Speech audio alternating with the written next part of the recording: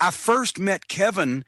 Obviously, I'd seen, his pictures in the wrestling magazine, seen him on TBS. First met Kevin when he came to the Memphis territory in, I believe it was late 1980, early 1981. That's when he was in his bodybuilder phase. And brother, he was ripped. He didn't have a 6-pack. He had an 8-pack. He had a competition level bodybuilding physique. It was unbelievable. And he was a heel at that time. He had started out as a babyface in probably around 1970 or so.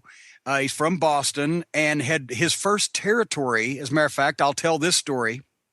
Kevin's first territory was East Tennessee, was Knoxville, was the future Smoky Mountain wrestling area. But he came in the early 70s when the big babyface was Whitey Caldwell and the big heels were Ron and Don, the Wright brothers. And Kevin was brought in with a push as Whitey Caldwell's, young babyface partner. Whitey was the grizzled old veteran. And they worked a program for a couple weeks and finally got in a cage. And they came up to Kevin in the locker room beforehand and said, kid, we're going to need you to get a little color tonight. And Kevin had never done that before. And he said, oh, okay, but I've never done it, but I'll do it. As I said, don't worry, kid, we'll take care of it, right? Kevin didn't know the territory in East Tennessee was a little bit different. And the Wright brothers, especially Ron Wright, were famous for what they called the wedge. And the people in the mountains there, Eastern Kentucky, East Tennessee, they knew what real fights looked like. And they weren't going for any of this blade stuff, right? They had a set of what looked like knuckles that they would put on that had the end of a chisel sharpened down and cut off and put on that thing. And you could just pop a guy one time right in the forehead and it would open him up, boom, but not, bust him open bone out like is when you really get busted open in the face. It's because you get hit so hard the cheekbone or the forehead bone cuts from the inside out. And I've had that happen to me.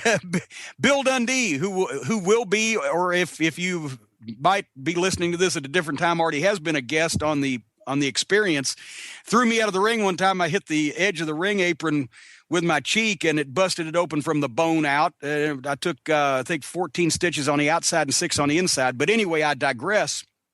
Kevin didn't know about the wedge. So we'll take care of it. So he thought, well, they're going to blade me. He's not too happy about that. So anyway, they got this 4-way match going on, and it was either in Knoxville or Johnson City, and they're inside a cage. And all of a sudden, Kevin told me the story. He said he looks at Don Wright, and Don Wright's got this thing on his fist and draws back, and he said it looked like a double-bladed axe coming at him and hit him in the head and busted him, and here comes the blood. And Kevin, at that point, he'd only been in the business just like months at the time, and he was real green. And he thought, he's from Boston, and he's down here in this hillbilly territory. And he said, these motherfuckers, instantly what popped through his mind was, it's all been a plot to get me in this cage, and they're going to kill me.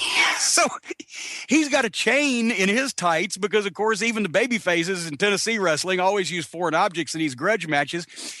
He takes this chain, he tells me, he says he wrapped it around his fist and he's going to fight back for his life. And he drew back and he punched Donnie Wright as hard in the face as he could with that chain and busted him open around over the eye and gets down on him and draws back to hit him again. And Donnie Wright looks up at him and says, that's it, kid, lay it in. That's the way we like it around here. He was so scared he didn't know what to do. Kevin was a great talent, a great worker, great talker. Like I said, I got to know him in Memphis, and then later on, in the late 80s, obviously he came to work for Jim Crockett, the NWA, WCW, that whole thing. I was actually, when Ric Flair put me on the WCW booking committee in 1989, Kevin was already there, and he taught me so much about how to format television. And, I would come to him like with my homework, right? Here, I've done a format for Worldwide Wrestling or whatever. And he'd look at it and he'd say, that's a good maintenance show. A maintenance show is where you don't shoot any angles because, of course, when you're doing real wrestling, you can't shoot just angles every week or elsewise they're meaningless like they are now.